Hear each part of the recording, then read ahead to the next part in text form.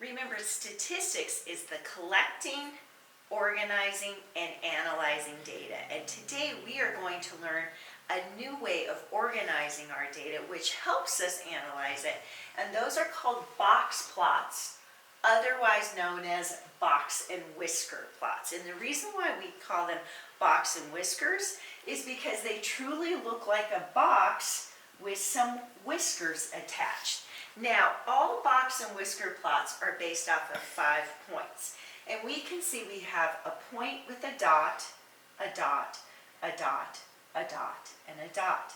And those 5 points represent the minimum of our data set, the maximum, the median of our data set, and then 2 new things that you probably have not heard of before, the lower quartile and the upper quartile. So, the maximum is pretty easy because it's the largest number that we have in our data set.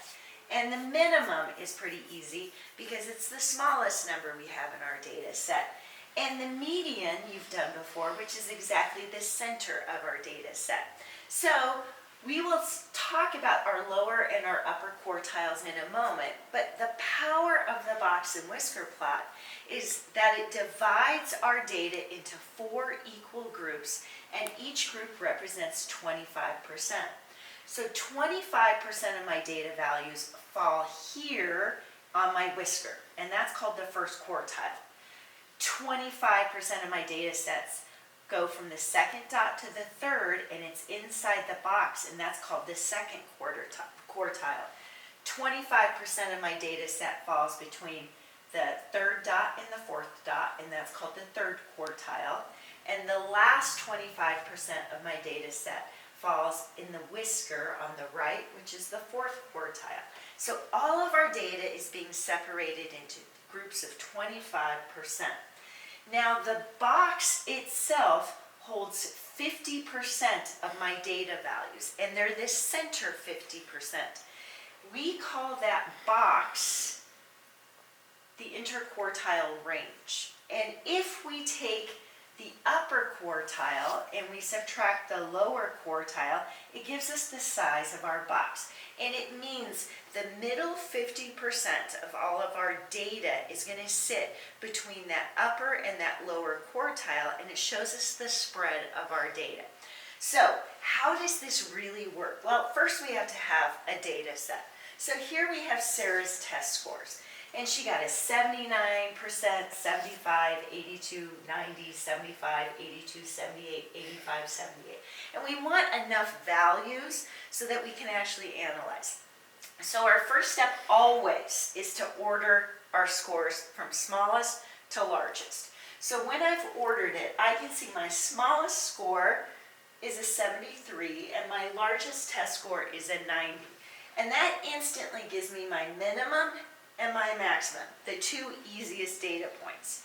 Now to find the median, remember, you're going to work your way back into the center, and we can see the exact center of this data set is the 79. Now our lower quartile is the median of everything below our exact median. So we're going to take that out. We don't include this. We're going to go to the numbers below 79, and we're going to go and we're going to find the exact center point right there. Well, in order to find that exact middle point, I'm going to add my 75 plus 78, and I get 153, and I'm going to divide it by 2, and the exact center point between 75 and 78 is 76 and 5/10. And our upper quartile is exactly the same thing, but above our median. So we're not going to use our median. We're going to go to the numbers above it, and we need to find the exact center point between 82 and 85. So box and whisker plots are completely about the median. So I'm going to add 82 plus 85 to get 167. But to find the middle part, I'm going to divide by 2, and I get 83 and 5/10. So now I'm ready to go create my box and whisker plot. So we always do it on a number line, And all I have to do is include the data numbers, not the entire number line from 0 on up. So I can see my smallest number is 73, so I went down to 70. And I see my largest number is 90, so I went up to 95. So I'm just capturing where that data falls.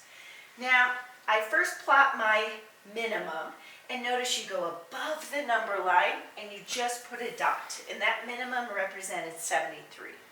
And then I went and plotted my maximum, and that's at 90, so I went to 90, went up, and I put a dot. So I'm keeping my dots above the number line. And then I'm going to go plot my median, which is 79. Then I do my lower quartile, which is 76 and 5/10, and my upper quartile, which is 83 and 5/10. So once I have my 5 dots, I always start with my whiskers.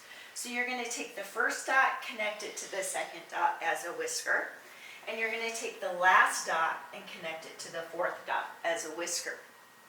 Then you're going to draw a box around the second and fourth dot, where your third dot is going to be in the middle. And there becomes my box and whisker plot. Now, you don't have to always label every part of it. You just need to learn that those 5 dots represent these 5 things. Now, what this plot tells me is that 25% of Sarah's test scores are between the score of 73 and 76 and 5/10. 50% of the test scores are between 76 and 5/10 and 83 and 5/10. And then the last 25% of her test scores are between 83 and 5/10 and 90. So we can see that clustering of most of her test scores are in the box, and that's that 76 and 5/10 to 83 and 5/10. Remember, that is called the interquartile range if I take the largest dot, which is my upper quartile, and I subtract the smaller dot, which is my lower quartile. That tells me the distance. So that means 50% of her test scores are within 7 points of each other. That's that analysis part. So box and whisker plots, it's really about the clustering of data within the center or the box of the plot. So that's about all there is today. Now it's up to you. Go have some fun.